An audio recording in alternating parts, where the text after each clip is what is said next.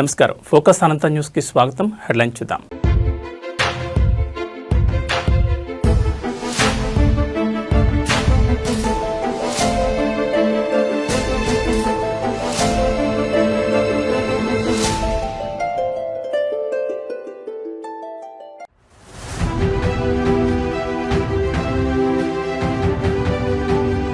అధికార మదంతో మిడిసిపడుతూ మాట్లాడడం సరికాదు.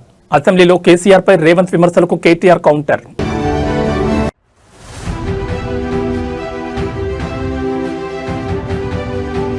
భోగాపురం ఎయిర్పోర్ట్ చేరుకున్న తొలి విమానం. ఎయిర్పోర్ట్లో వాలిడేషన్ విమానం ల్యాండింగ్.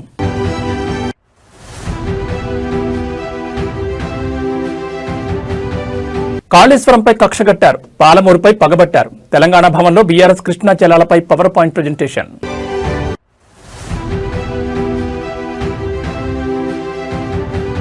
ఫోన్ ట్యాపింగ్ కేసులో ఎమ్మెల్సీ నవీన్ రావు విచారణ.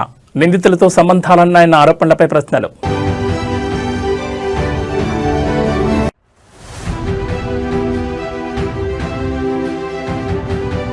తిరుపతిలో హల్చల్ చేసిన మందుబాబుకు రిమాండ్. సిబ్బందిపై టీటీడీ చర్యలు. ఇక డీటెయిల్స్ చూస్తే కేసీఆర్ హరీష్ రావులను ఉరి తీయాలంటూ సీఎం మాట్లాడిన వ్యాఖ్యలను మాజీ మంత్రి బీఆర్ఎస్ వర్కింగ్ ప్రెసిడెంట్ కేటీఆర్ గుర్తు చేశారు. సీఎం రేవంత్ రెడ్డి వ్యాఖ్యలను తీవ్రంగా ఖండించిన కేటీఆర్ అలా అయితే కాంగ్రెస్ ని ఎన్నిసార్లు ఉరి తీయాలంటూ ప్రశ్నించారు. ఆదివారం తెలంగాణ భవన్లో మాజీ మంత్రి హరీష్ రావు ఆధ్వర్యంలో నిర్వహించిన పవర్ పాయింట్ ప్రజెంటేషన్ కార్యక్రమానికి హాజరైన కేటీఆర్ ఈ సందర్భంగా ప్రసంగించారు. ఎస్ఎల్బీసీ టన్నెల్ కుప్పకూలిన ఘటనను ప్రస్తావించిన కేటీఆర్ అక్కడ శవాలను కూడా బయటకు తేలిన స్థితిలో సీఎం ఉన్నారని విమర్శించారు. పేల్చేయడం, కూల్చేయడం, ఎగవేయడం తప్ప ఈ ప్రభుత్వానికి మరో పని లేదన్నారు. సీఎం స్థాయి మరచి బడివే అని తిట్టే స్థాయికి దిగజారని మండిపడ్డారు. తమకు తిట్లు వస్తాయని, అయితే తాము తిట్టడం మొదలు పెడితే రేవంత్ రెడ్డి తట్టుకోలేడని కేటీఆర్ హెచ్చరించారు. రేవంత్ రెడ్డికి ఒక భాషలోనే తిట్లు వస్తాయేమో, కానీ తమకు 3-4 భాషల్లో తిట్లు వస్తాయని వ్యాఖ్యానించారు. రేవంత్ రెడ్డికి బేసిక్స్ కూడా తెలియవని, ఐఐటీకి ఐఐటీకి మధ్య తేడా కూడా తెలియదని కేటీఆర్ ఎద్దేవా చేశారు. బీఆర్ఎస్ నేతలను లక్ష్యంగా చేసుకుని అసభ్యంగా మాట్లాడితే తాము కూడా గట్టిగా ప్రతిస్పందిస్తామన్నారు. ప్రభుత్వం కానీ బాధాకరమైన పరిస్థితి ఏమంటే అందరి హక్కులకు కస్టోడియన్లా ఉండాల్సిన స్పీకర్ గారు ఇవాళ ఆయన బడివే అనే మాట మాట్లాడితే కళ్ళప్పగించి ప్రేక్షక పాత్ర వహిస్తుంటే ఏమనాలనో అర్థం కావట్లేదు. ఇది పార్లమెంటరీ భాషనా, ఇది ప్రజాస్వామిక భాషనా? మాకు అనరాదా ఈ మాటలు? రేవంత్ రెడ్డి గారికి నేను చెప్తా ఉన్నా, నీకు ఒక భాషలో వచ్చేమో తిట్లు, మాకు 3-4 భాషల్లో వచ్చు. తిట్టాలనుకుంటే మీ తాత జేజమ్మలు దిమ్మె తిరిగేలాగా తిట్టే శక్తి మాకుంది. కానీ ఇంత నికృష్టంగా, ఇంత అల్పంగా, ఇంత దారుణంగా మీరు ఏదైతే వ్యవహారం చేస్తున్నారో ఇది ఎందుకు చేస్తున్నారో మాకు తెలుసు. ఎందుకంటే మీ అజ్ఞానాన్ని కప్పిపుచ్చుకోవడానికి. నీకు ఐఐటీకి ఐఐటీకి అంతరం తెలియదు. ఐఐటీకి ఐఐటీకి అంతరమే తెలియదు. నీకు బచావత్కు బ్రజేష్ కుమార్ ట్రిబ్యునల్కు తేడా తెలియదు. నీకు అసలు కృష్ణా బేసిన్ నీ రాహుల్ గాంధీని ఉరిదీయాలి. ఎక్కడ? అశోక్ నగర్ నడి చౌరస్తాలో 2 లక్షల ఉద్యోగాలు అని చెప్పి మాట తప్పినందుకు రాహుల్ గాంధీని ఉరిదీయాలి. రైతులకు రుణమాఫీ చేస్తా అని చెప్పి మాట తప్పినందుకు వరంగల్లో రాహుల్ గాంధీని ఉరిదీయాలి. బీసీలకు 42% రిజర్వేషన్ అని చెప్పి మాట తప్పినందుకు మీ నాయకత్వాన్ని, కాంగ్రెస్ నాయకత్వాన్ని, రాహుల్ గాంధీని, రేవంత్ రెడ్డిని, కామారెడ్డిని ఉరిదీయాలి. ఉరి తీసుకుంటూ పోతే 420 హామీలు ఎక్కొట్టినందుకు 420 సార్లను నీ 420 కాంగ్రెస్ పార్టీని ఉరిదీయాలి. కేసీఆర్ గారిని పట్టుకొని నోటికొచ్చినట్టు మాట్లాడుతూ, పనికిమాలిన చెత్తవాగుడు వాగుతూ, నిన్న శాసనసభలో ఆయన మాట్లాడిన మాట బాధ ఎక్కడ అంటే, సరే ముఖ్యమంత్రి ఒక అర్భకుడు, అంగుష్టమాత్రుడు, ఒక నికృష్టుడు, ఇవన్నీ మనకు తెలుసు. సర్వభ్రష్ట ప్రభుత్వానికి ఇవాళ అధినేత ఈ ముఖ్యమంత్రి. కానీ ఎన్టీ రామారావు గారు, స్వర్గీయ నందమూరి తారక రామారావు గారు ఎప్పుడో చెప్పారు, అంగుష్టమాత్రులు, కుక్కమూతి పిందెలు కాంగ్రెస్ నాయకులు. నిజంగా ఇవాళ ఆ అంగుష్టమాత్రుడు అనే పదానికి, అనే మాటకి అర్హుడెవడని ఉన్నాడంటే రేవంత్ రెడ్డికి మించిన వాడు ఎవడు లేడు. కుక్కమూతి పిందెలు అని కాంగ్రెస్ నాయకులను తారక రామారావు గారు అనేది ఖచ్చితంగా వారికి తగిన మాట. ఎందుకంటే ఒక్కసారి అసెంబ్లీలో ముఖ్యమంత్రి రేవంత్ రెడ్డి కట్టుకథలు చెప్పారని మాజీ మంత్రి బీఆర్ఎస్ ఎమ్మెల్యే హరీష్ రావు ఆరోపించారు. తెలంగాణ ప్రయోజనాలను పణంగా పెట్టిందే కాంగ్రెస్ పార్టీ అంటూ ఘాటు విమర్శలు చేశారు. నల్గొండ జిల్లాకు మరణశాసనం రాసింది కూడా కాంగ్రెస్ పార్టీని అంటూ సంచలన ఆరోపణ చేశారు. తెలంగాణ భవన్లో కృష్ణా జలాలపై బీఆర్ఎస్ పవర్ పాయింట్ ప్రజెంటేషన్ ఇస్తోంది. ఈ సందర్భంగా మాజీ మంత్రి హరీష్ రావు మాట్లాడుతూ అసెంబ్లీలో అబద్దాలు చెప్పారు. పాలమూరు వలసలకు కారణమే కాంగ్రెస్ పార్టీ. నల్గొండ జిల్లాకు మరణశాసనం రాసింది కూడా కాంగ్రెస్ పార్టీనే. విభజనలో సెక్షన్ 84 పెట్టి రాష్ట్రానికి అన్యాయం చేశారు. 11వ షెడ్యూల్లో మన ప్రాజెక్టులను ఎందుకు పెట్టలేదు? కాంగ్రెస్ చేసిన ద్రోహాలను కప్పిపుచ్చుకున్నారు. పాలమూరు, రంగారెడ్డి, డిండి ప్రాజెక్టులను 11వ షెడ్యూల్లో పెట్టకపోగా విభజన చట్టంలో రక్షణ కల్పించామని సీఎం చెప్తున్నారు. గోదావరి, బనకచర్ల ప్రాజెక్టుకు లోపాయికారి ఒప్పందం చేసుకున్నారన్నారు. రేవంత్ రెడ్డి మాట్లాడుతున్నాడు, సోనియా గాంధీ మనకు రక్షణలు కల్పించింది స్టేట్ రీఆర్గనైజేషన్ యాక్ట్లో అని చెప్పి నేను బుక్ పట్టుకొని చదివింది. ఇది స్టేట్ రీఆర్గనైజేషన్ యాక్ట్. ఇందులో ఎక్కడ రక్షణలు కల్పించింది? నిన్న మాట్లాడింది రేవంత్ రెడ్డి గారు అసెంబ్లీలో. 11th షెడ్యూల్లో స్టేట్ రీఆర్గనైజేషన్ కమిటీలో ప్రాజెక్టులు చేర్చి పాలమూరు రంగారెడ్డి ఎత్తిపోతల పథకానికి రక్షణ కల్పించింది అని మాట్లాడింది. I will take out page number 118 11th schedule. ఇందులో పారాగ్రాఫ్ 10లో పెట్టినవి కేవలం హంద్రీనీవా, తెలుగు గంగా, గాలేరు నగరి, వెలిగొండ, కల్వకుర్తి, నెట్టంపాడు. మన తెలంగాణ రెండే పెట్టిండు, కల్వకుర్తి, నెట్టంపాడు. మన పాలమూరు ఎత్తిపోతలు పెట్టలే. మన దిండి ఎత్తిపోతల పథకం చాలా ఇంపార్టెంట్. మీరు రేవంత్ రెడ్డి అసెంబ్లీ సాక్షిగా ఎంత పచ్చి అబద్ధాలు మాట్లాడిండు అనడానికి నేను సాక్ష్యాధారాలతో సహా చూపిస్తా ఉన్నాను. మీరు కూడా కొద్దిగా క్లీన్గా వింటే యూ విల్ అండర్స్టాండ్.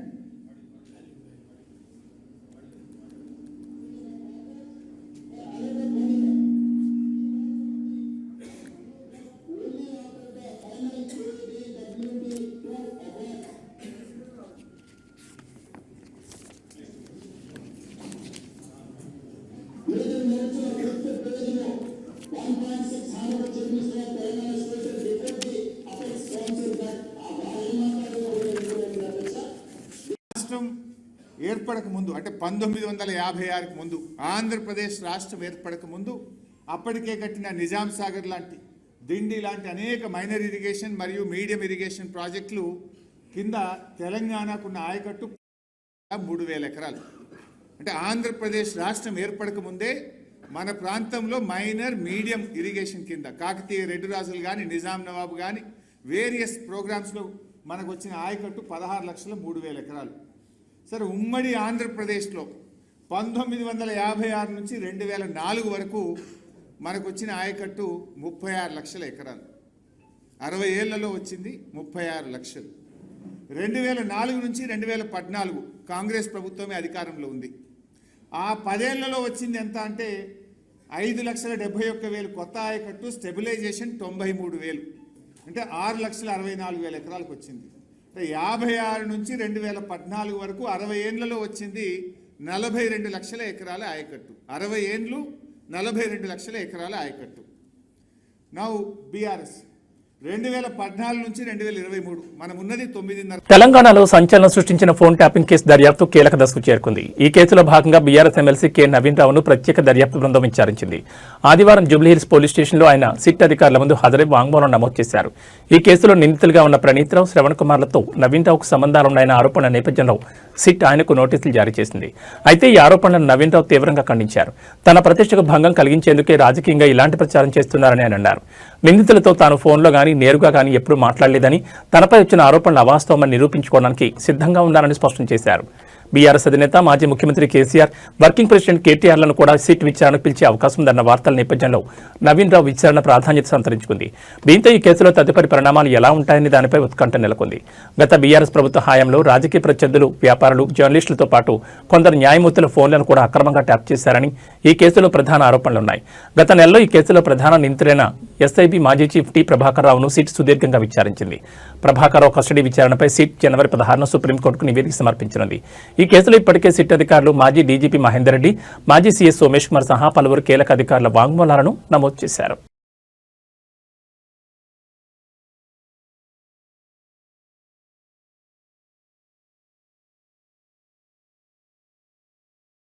ఉత్తరాంధ్ర అభివృద్ధిలో మైలురాయిగా నిలిచే అల్లూరు సీతారామరాజు భోగాపురం అంతర్జాతీయ విమానాశ్రయంలో చారిత్రాత్మక ఘట్టం ఆవిష్కృతమైంది.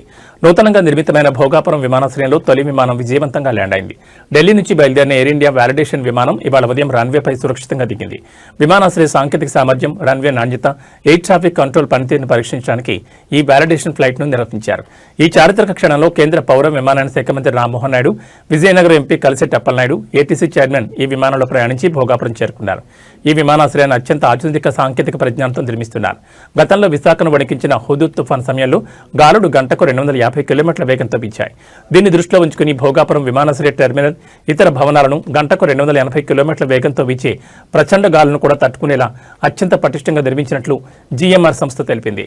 సుమారు 3.8 కిలోమీటర్ల పొడవైన రన్వేతో పెద్ద విమానాలు కూడా ఇక్కడ సులభంగా ల్యాండ్ అయ్యే సౌకర్యం ఉందని పేర్కొంది.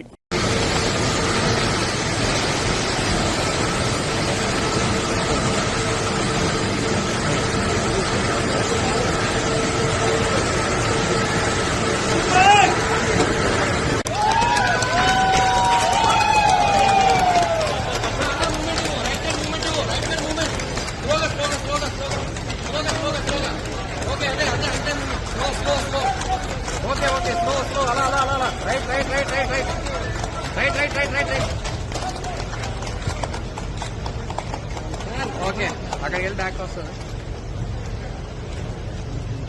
ఓకే బ్రో ఓకే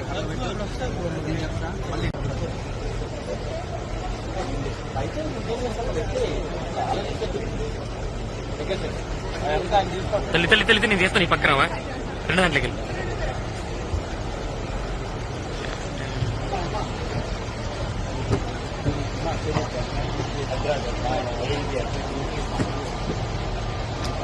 మాకు వచ్చి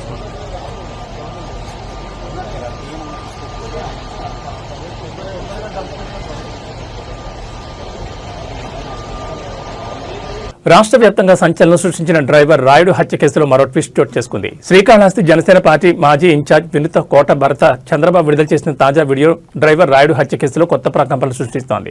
ఈ వీడియోలో ఆయన స్థానిక టీడీపీ ఎమ్మెల్యే బొజ్జల సుధీర్ రెడ్డిపై తీవ్రస్థాయిలో ధ్వజమెత్తారు.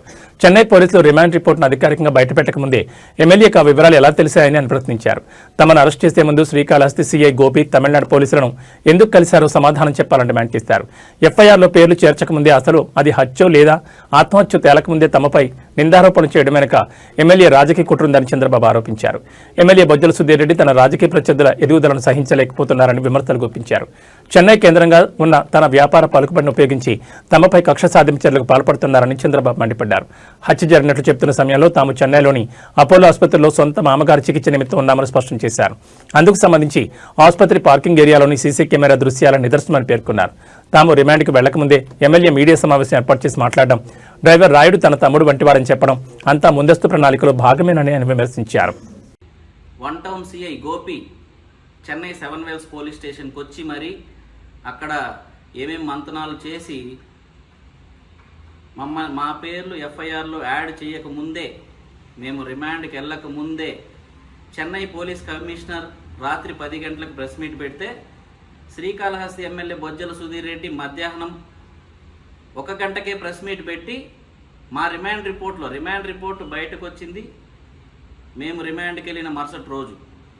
కానీ మేము రిమాండ్కి వెళ్ళక ముందే, మేము కోర్టుకి వెళ్ళక ముందే స్క్రీన్ ప్లే డైరెక్షన్ ఈయనే చేస్తున్నట్లు ఎమ్మెల్యే బొజ్జల సుధీర్ రెడ్డి హడావిడిగా మా ఇష్యూ కోసమే ప్రెస్ మీట్ పెట్టి పిన్ టు పిన్ ఈయనే దగ్గరుండి చూసినట్లు, లేకుంటే ఈయనుండే దగ్గరుండి రిమాండ్ రిపోర్ట్ రాయించినట్లు కొన్ని విషయాలు పబ్లిక్గా లైవ్ ప్రెస్ మీట్ ద్వారా చెప్పింది మీరందరూ చూసింటారు.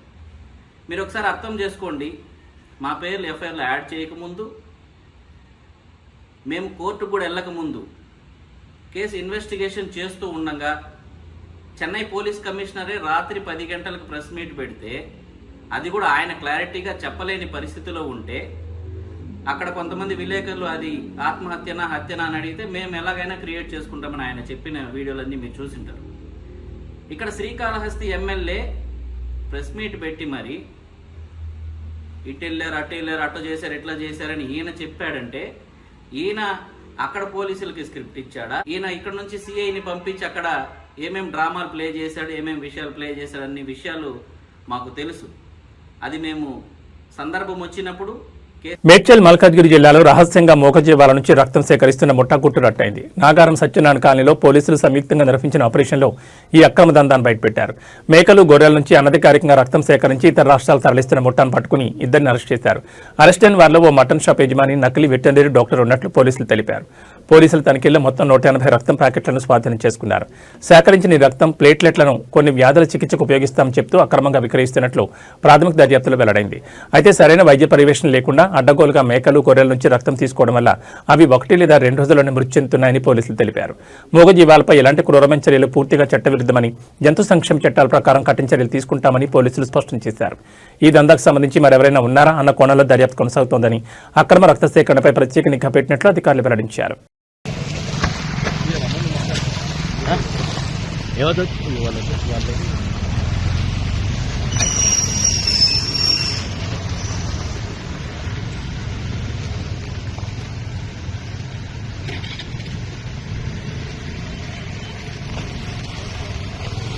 తిరుపతిలోని గోవిందరాజస్వామి ఆలయం గోపురం పైకెక్కి హల్చల్ చేసిన మందుబాబుకు కోర్టు రిమాండ్ విధించింది. స్వామివారికి ఏకాంత సేవ ముగిసిన తర్వాత ఓ వ్యక్తి మద్యం మత్తులో ఆలయంలో ప్రవేశించాడు.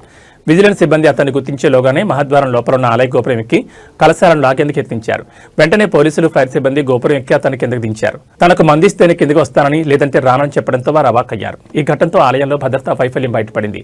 నిందితుని పోలీసులు అదుపులో తీసుకుని కోర్టులో హాజరుపరచగా కోర్టు రిమాండ్ విధించింది. గోవిందరాజస్వామి ఆలయంలో కలకలం సృష్టించిన వ్యక్తిని నిజామాబాద్ జిల్లాకు చెందిన తిరుపతిగా గుర్తించారు. కుటుంబంతో గొడవపడి వచ్చినట్టుగా పోలీసులు తెలిపారు. మరోవైపు ఆలయ భద్రత నిర్లక్ష్యంపై టీటీడీ చర్యలు చేపట్టింది. ఆ సమయంలో విధుల్లో ఉన్న ఆలయ సిబ్బందిపై చర్యలు తీసుకోవాలని నిర్ణయించింది. ఫుల్ ఇస్తే కానీ తెగనన్నావంట. ఫుల్ గా సార్ 90 మంది అడిగినా ఫుల్ గా 90 మంది అడిగినావా? దేవుడి పైకి ఎక్కడం కరెక్ట్ కాదు కదా. తప్పే అని చెప్పి సార్. తప్పా కదా? తప్పు ఒప్పుకున్నట్టే కదా? సార్ తప్పు ఒప్పుకున్నట్టే. ఆ టెక్నం కరెక్ట్ కాదు కదా? కాదు రా రే, తప్పు ఒప్పుకున్నాడు కదా? ఎక్కువ స్టార్ట్ చేయి.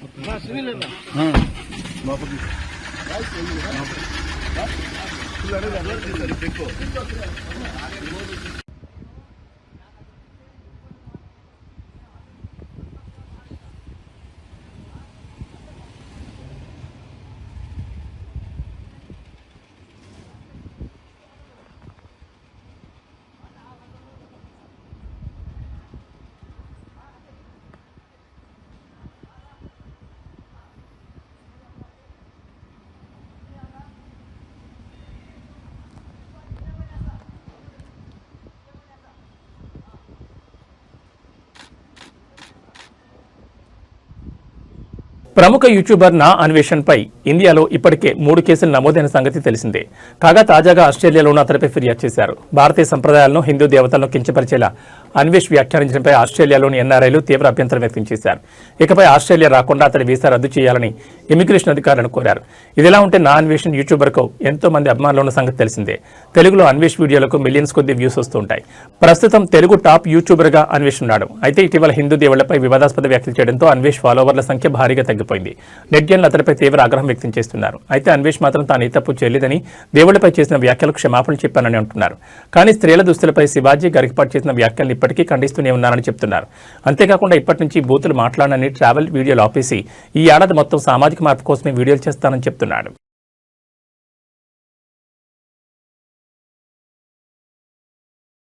మచిలీపట్నంలో గంజాయి బ్యాచ్లు తమ ఉనికి చాటుకునే ప్రయత్నం చేస్తున్నాయి. గంజాయి బ్యాచ్లోని సభ్యులు మత్తులో పట్టణంలో హల్చల్ చేస్తూ ప్రజలను భయభ్రాంతులకు గురి చేస్తున్నారు. మత్తులో జోగుతూ గుంపులుగా రోడ్లపైకి వస్తూ ఆందోళన వాతావరణం కలిగిస్తున్నారు. శనివారం సాయంత్రం మచిలీపట్నంలో గంజాయి బ్యాచ్లు హల్చల్ చేసిన ఘటన సీసీటీవీ ఫుటేజ్లో రికార్డ్ అయింది. దీంతో వారి ఆగడాలు మరోసారి వెలుగులోకి వచ్చాయి. మచిలీపట్నంలోని సిటీ కేబుల్ కార్యాలయం వద్ద శనివారం సాయంత్రం కొంత హడావుడి నెలకొంది. గంజాయి మత్తులో కొందరు యువకులు రోడ్డుపై గొడవపడుతూ పరిసరాల్లో ఉన్న వారికి కంగారు పెట్టారు. అంతేకాకుండా అరుపులు కేకలతో బెంబేలెత్తించారు. వారిలో వారు గొడవపడమే కాకుండా రోడ్డున పోయే సామాన్యులపై సైతం తమ ప్రతాపం చూపించారు. ఈ క్రమంలో సిటీ కేబుల్లో పనిచేసే చలపతి అనే వ్యక్తిపై కూడా దాడి చేశారు. వారిని వారించి అడ్డుకోపోయిన సిటీ కేబుల్లో పనిచేసే ఇతర ఉద్యోగులపై దౌర్జన్యం చేశారు. అంతటితో కాకుండా సిటీ కేబుల్ కార్యాలయంలోకి చొరబడ్డారు. అక్కడ విధ్వంసం సృష్టించేందుకు యత్నించారు. వారి దాడిలో పలువురు సిటీ కేబుల్ ఉద్యోగులు గాయపడ్డారు. స్థానికుల సమాచారంతో పోలీసులు వెంటనే ఘటనా స్థలానికి చేరుకుని గంజాయి బ్యాచ్ను అదుపులో తీసుకున్నారు. వారి దాడిలో గాయపడిన బాధితులను హాస్పిటల్కి తరలించారు. ప్రస్తుతం వారు చికిత్స పొందుతున్నారని పోలీసులు పేర్కొన్నారు. బాధితుల ఫిర్యాదు మేరకు కేసు నమోదు చేసుకుని దర్యాప్తు చేస్తున్నారు.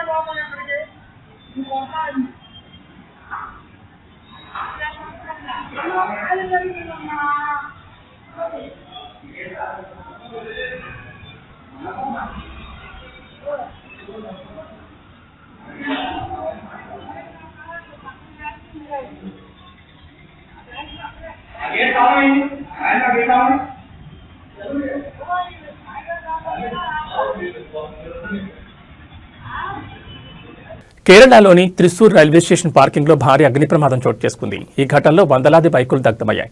ఓ విద్యుత్ తీగ తెగిపడి నిప్పురవ్వలు రావడంతో మంటలు చెలరేగినట్టు తెలుస్తోంది. ప్రమాద సమయంలో 600లకు పైగా ద్విచక్ర వాహనాలు పార్కింగ్లో ఉన్నాయని, వాటిలో చాలా వరకు కాలిపోయాయని అధికారులు వెల్లడించారు.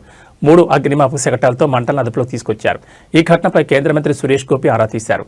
ఈ ఘటనను తీవ్రంగా పరిగణించాలని అధికారులను ఆదేశించారు. ఈ ప్రమాదంపై పోలీసులు, రైల్వే అధికారులు దర్యాప్తును ప్రారంభించారు.